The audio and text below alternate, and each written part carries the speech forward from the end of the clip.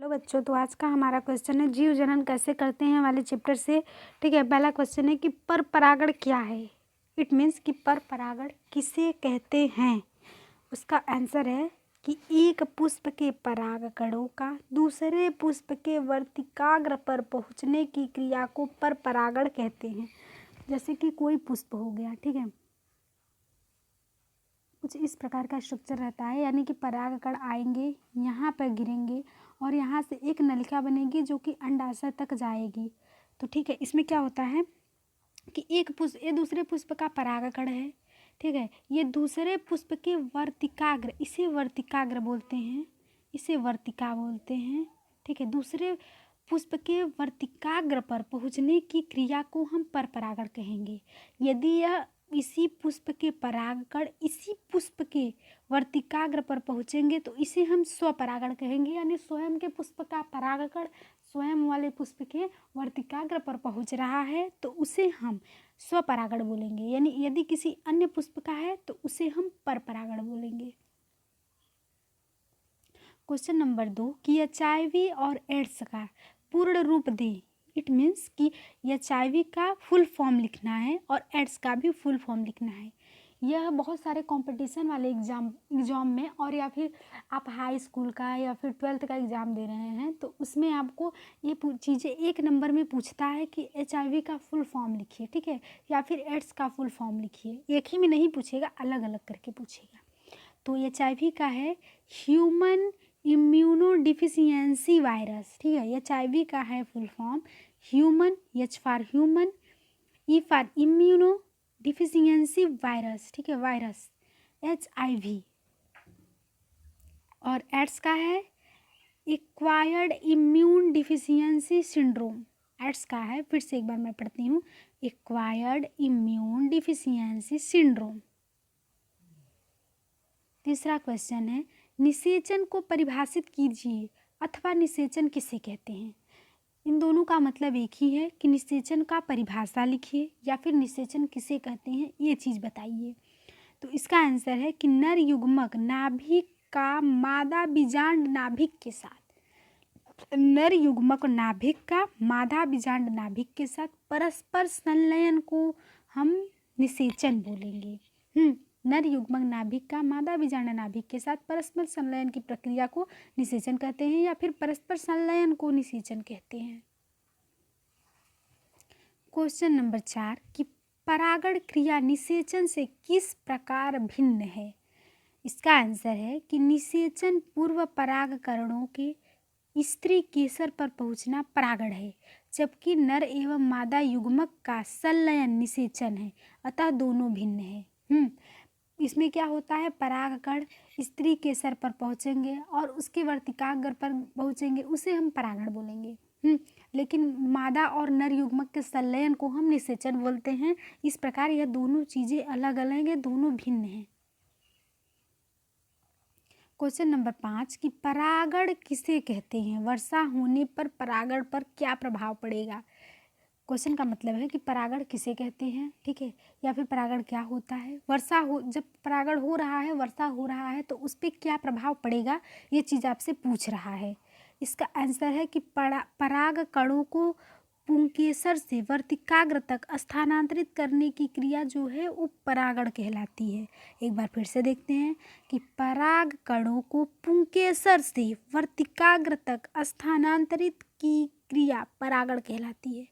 यदि परागकण उसी पुष्प के वर्तिकाग्र पर स्थानांतरित होते हैं तो यह स्वपरागण है, यानी जिस पुष्प का वर्तिकाग्र है यदि उसी पुष्प का परागण है तो इसे स्वपरागण, और जिस पुष्प का वर्तिकाग्र है उस पुष्प का परागकण न हो तो उसे परपरागण कहते हैं।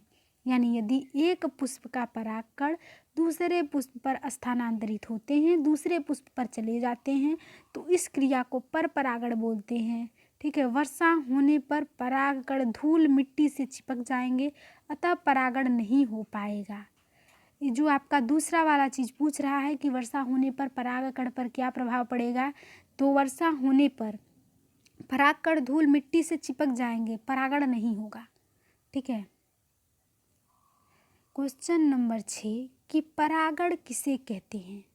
स्वपरागण एवं परपरागण में अंतर स्पष्ट करना है आपको कि परागण किसे कहते हैं, स्वपरागण क्या होता है और परपरागण क्या होता है। इसका आंसर है पराग कणों का स्त्री केसर से वर्तिकाग्र तक स्थानांतरण के संचारण को परागण कहा जाता है, ठीक है।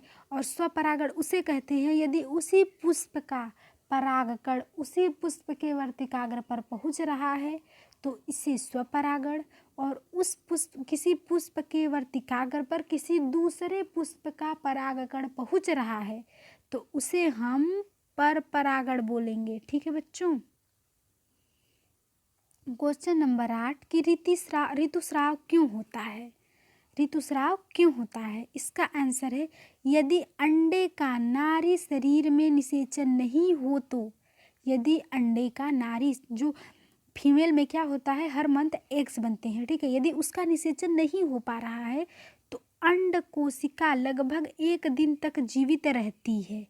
तो उस अंडे की जो कोशिका होगी वो लगभग 1 ही दिन तक जीवित रहेगी। अंडाशय हर महीने एक अंडा मोचन करता है, यानी एक अंडा को रिलीज करता है, और निषेचित अंडे की प्राप्ति हेतु गर्भाशय भी हर महीने तैयारी करता है। इसलिए इसकी अंतःभिति मांसल एवं स्पंजी हो जाती है। मांसल एवं स्पंजी यानी कि गद्देदार हो जाती है। यह अंडे के निषेचन में उसके पोषण के लिए आवश्यक है।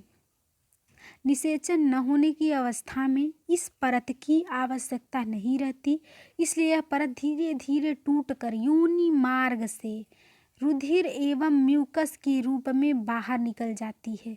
इस चक्र में लगभग 1 मास यानी 1 महीने का समय लगता है। इसे ऋतुस्राव अथवा रजोधर्म कहते हैं। इसकी अवधि लगभग 2 से 8 दिनों की होती है। क्वेश्चन नंबर 9 कि एक कोशिकीय एवं बहुकोशिकीय जीवों की जनन पद्धति में क्या अंतर है। एक बार फिर से देखते हैं कि एक कोशिकीय यानी वह जीव जिसके पास एक कोशिका हो, बहुकोशिकीय यानी वह जीव जिसके पास ढेर सारी कोशिकाएं हो, ठीक है। जीवों की जनन पद्धति, इन दोनों एक कोशिकीय और बहुकोशिकीय जीवों की जनन पद्धति में क्या अंतर है ये आपको बताना है। तो इसका आंसर है कि एक कोशिकीय जीव प्रायः विखंडन, मुकुलन, पुनरुद्भवन, बहुखंडन आदि विधियों से जनन करते हैं। उनके पास एक ही कोशिका होती है और वे विखंडन, मुकुलन, पुनरुद्भवन, बहुखंडन आदि विधियों द्वारा जनन करते हैं, अपने जाति को बनाते हैं, ठीक है, अपनी जाति की संख्या को बढ़ाते हैं। उनमें केवल एक ही कोशिका होती है। जैसा कि मैंने पहले बताया, एक कोशिकीय जीव में एक कोशिका होती है। वे सरलता से कोशिका विभाजन के द्वारा तेजी से जनन करते हैं। एक है उसमें मुकुल बना, 2 बन गए। एक है उसमें बहुविखंडन हुआ, छोटे छोटे ढेर सारे बन गए। उनमें इस प्रकार होता है। बहुकोशिकीय जीवों में जनन क्रिया जटिल होती है। यह मुख्य रूप से लैंगिक जनन द्वारा संभव होती है। जैसे ह्यूमन बींग जो होते हैं वो बहुकोशिकीय होते हैं। उनमें जो जनन होगा वो लैंगिक संलयन के द्वारा होगा। मनुष्य में कभी थोड़ी ना बहुविखंडन होता है कि हम लोग के शरीर को काट दो, छोटे छोटे जीव बन जाएंगे, या फिर एक कुबड़ निकला, कुबड़ में से जीव निकल गया, ऐसा नहीं होता।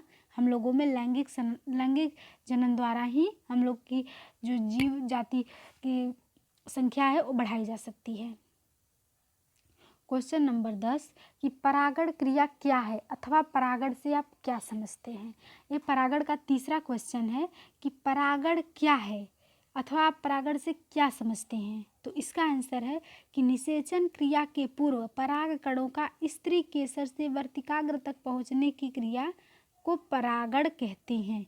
यानी कि इन दोनों का मतलब एक है। आपको उसका डिफिनेशन लिखना है कि परागण क्या है या फिर उससे आप क्या समझते हैं, अथवा दिया है इन दोनों में से किसी एक का आंसर लिखना है। यानी क्वेश्चन दोनों क्वेश्चन का मतलब एक ही है। क्वेश्चन नंबर 11 एक लिंगी यानी असेक्सुअल। एक लिंगी यानी उनमें एक ही लिंग प्रेजेंट है। जैसे कि हम लोग जो होते हैं मतलब ह्यूमन, उनमें वो एक लिंगी होते हैं, ठीक है। नॉर्मली एक ह्यूमन चाहे वो लड़का होगा या लड़की, ऐसा नहीं है कि वो लड़का लड़की दोनों होगा। लेकिन बाइसेक्सुअल में क्या होता है, जो केचुआ होता है वो बाइसेक्सुअल होता है। उनमें मतलब मेल और फीमेल दोनों एक ही बॉडी में पाए जाएंगे। तो चलते हैं क्वेश्चन पढ़ते हैं भाई। एक लिंगी तथा द्विलिंगी की परिभाषा एक एक उदाहरण देकर समझाइए या फिर कीजिए, ठीक है। तो उसका आंसर है, एक लिंगी वे जीव जिनमें नर और मादा स्पष्ट रूप से अलग हो। जैसा कि मैंने बताया ह्यूमन बींग में नर और मादा जो होते हैं स्पष्ट रूप से अलग होते हैं। भाई हम लोग समझ जाते हैं देख के कि ये लड़का है और ये लड़की है। उन्हें एक लिंगी जीव कहते हैं, उदाहरण मनुष्य, ठीक है। और द्विलिंगी जिन जीवों के शरीर में नर और मादा लिंग एक साथ उपस्थित हों उन्हें द्विलिंगी कहते हैं, जैसे कि केचुआ। क्वेश्चन नंबर 12 और लास्ट की द्विखंडन और बहुखंडन में अंतर लिखिए, ठीक है। अथवा द्विखंडन बहुखंडन से किस प्रकार भिन्न है। दोनों क्वेश्चन का मतलब एक ही है, आपको अंतर ही दोनों का लिखना है। द्विखंडन और बहुखंडन में निम्न अंतर है, ठीक है। द्विखंडन में क्या होता है, शरीर जो होता है वह दो भाग में बट जाता है। और दूसरा क्या हुआ, बहुखंडन में क्या होता है, शरीर जो होता है बहुत सारे खंड में विभाजित हो जाता है और वे सारे खंड एक एक बॉडी बनाते हैं, यानी कि एक एक जीव निर्माण करते हैं। तो यही अंतर है कि द्विखंडन में दो भाग और बहुखंडन में बहुत सारे भाग बनेंगे। ये इन शब्द से ही पता चल जा रहा है।